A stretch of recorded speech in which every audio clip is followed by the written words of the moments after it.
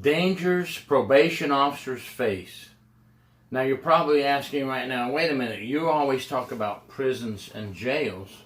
What do you know about being a probation officer? Well, after being a correctional officer and before being a prison inspector, I was a felony probation officer in the Tampa circuit here in Florida. And I have connections today with some probation officers that are active still today, and we were talking about safety issues and how dangerous it is out there. And folks, we always talk about, law enforcement on the street, very dangerous job, we know that. We talk about officers in a prison being assaulted by inmates, very dangerous job. But how about probation and parole?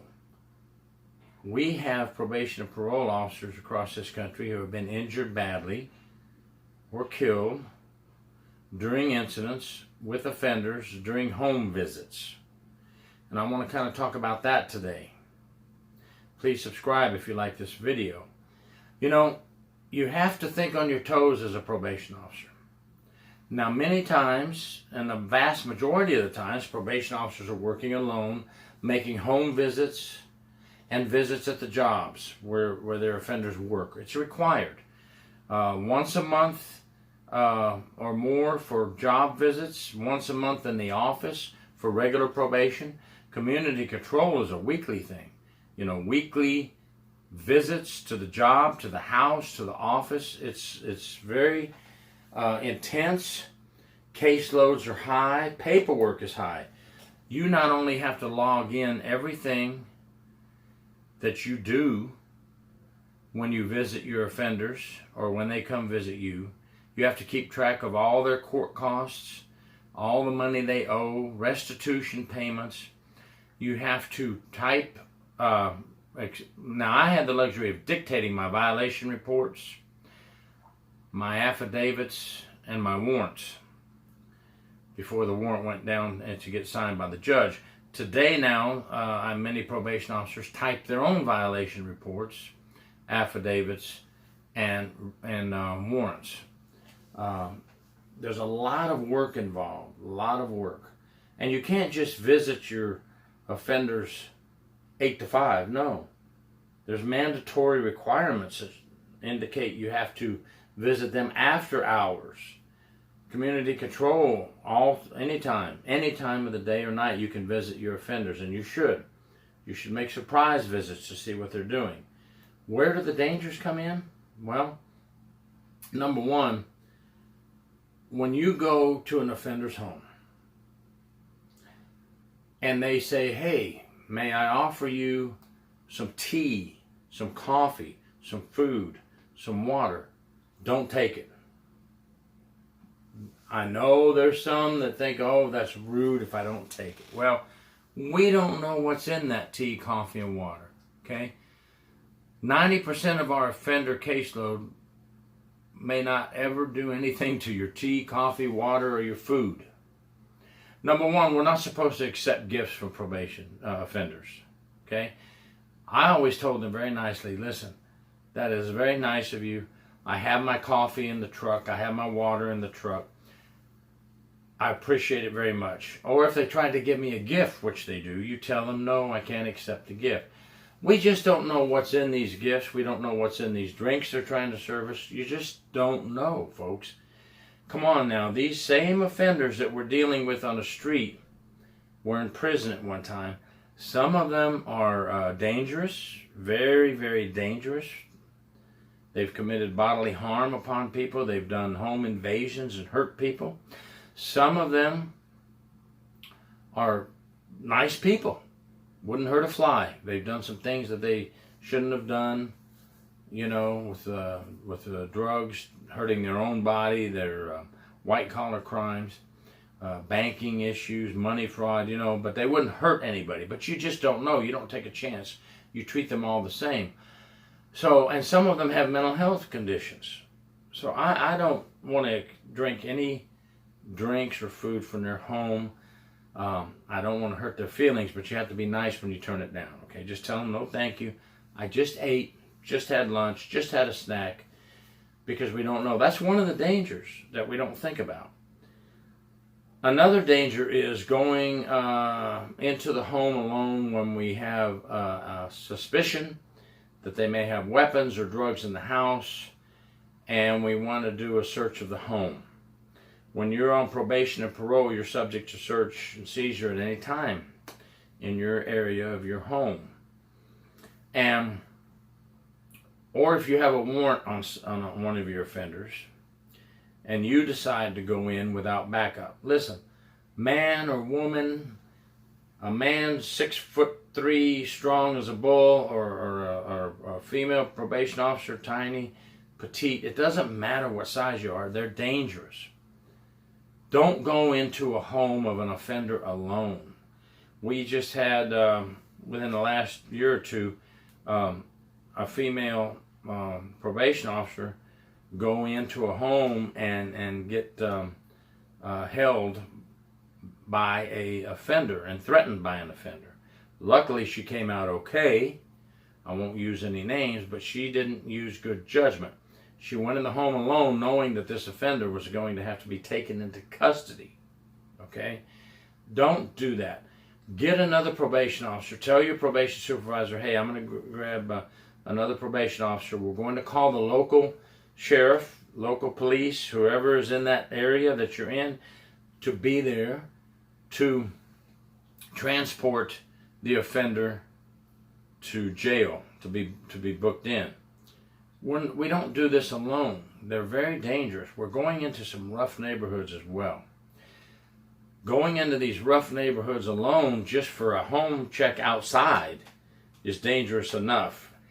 If your agency can spare it or allow you, and you know you have a very dangerous offender on your caseload, tell your boss, hey, for these certain offenders, I'm going to team up with John or Jill or whoever, and we're going to hit mine to get first, and then we're going to hit hers next, just so we have two of us there, because these are our most known to be dangerous. They can all be dangerous at any given time. Hey, we say that in the jails all the time. They can be dangerous at any given time. We say that in the prisons. Don't think because they're back out on the street that they're not dangerous at any given time. It's the same thing. Caution. We don't want you to get hurt. Carrying weapons. Here in Florida, it's still a choice to carry weapons. The probation officer can carry a weapon when they're duly qualified with a weapon, and they have the right credentials to carry the weapon, and the weapon is approved by the agency. Some still choose not to. I'm hoping soon it'll be mandatory that probation officers carry a weapon in Florida. In many other states, all probation officers carry a weapon. You need something to protect yourself out there. Yes, good interpersonal communication skills is great. You'll be able to talk some of these offenders down when they get irate, because you know they get irate when you say, hey, checking on you here at your house, I need you in the office tomorrow at 1. And I can't be there at 1. You're really messing me over. They just get irate over anything. I need you in the office now because you want to do a surprise drug screen. You know, they get upset when they're in your office and you tell them we're going to do a drug screen. Well, that's because if they get upset when you tell them that, they've probably done some drugs and they know they're going to be dirty and they know they're going to get a violation of probation and go back to jail. So they blame you. You know, you're the enemy. You're just doing your job as a probation officer, but you're the enemy. Be always alert. Watch your surroundings. Make sure their family members don't get involved. If their family members start coming to the door and complaining and yelling, say, okay, well, thank you. I made my visit. Go back, regroup, talk to your supervisor, see what you need to do. You may have to write them up for failure to follow instructions, violation report, technical violation report. You may have to write one on them if they don't want to cooperate. And then we'll go from there. Now, the other thing is radios. Every probation officer should have a radio that communicates not only with their fellow probation officers, but communicates with local law enforcement in case of emergency. There shouldn't be any probation officer on the street, in my opinion, without a weapon and without a radio that they can communicate for backup. Sure, you have your phone, but you know how hard that is sometimes to try to get the numbers up and call, especially if you're in trouble. If you have a radio, you can jump on your radio, whether it be on your belt or you have the mic up here, and you can call in an emergency to the local law enforcement agency so you can get some help right away. This is not right to have our probation officers out there without the proper tools for survival. And I know in Florida we have some areas in Florida that have radios, some areas that do not. I understand that there is something in the works. Again, it has to be passed by legislature. Just like pay raises, we want to get all our probation officers equipped with the proper radio equipment.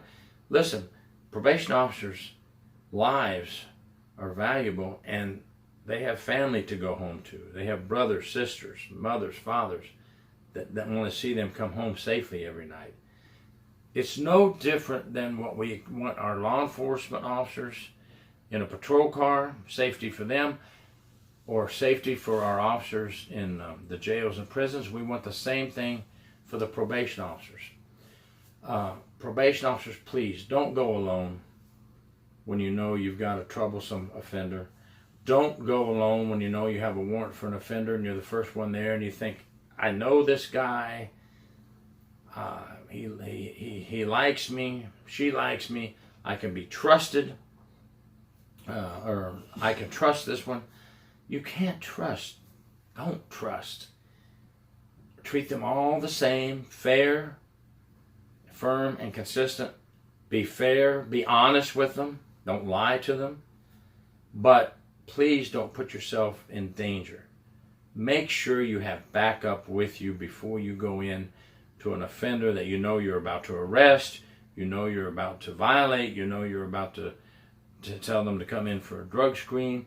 You can call them on the phone and tell them to come into the office if you need to do a drug screen. Don't even have to tell them why they're coming into the office, because remember, for those of you that don't know, they don't have to have a reason. If you call them and say, I need you in my office tomorrow at 1 p.m. or I need you in my office this afternoon, they don't need a reason why they have to be there.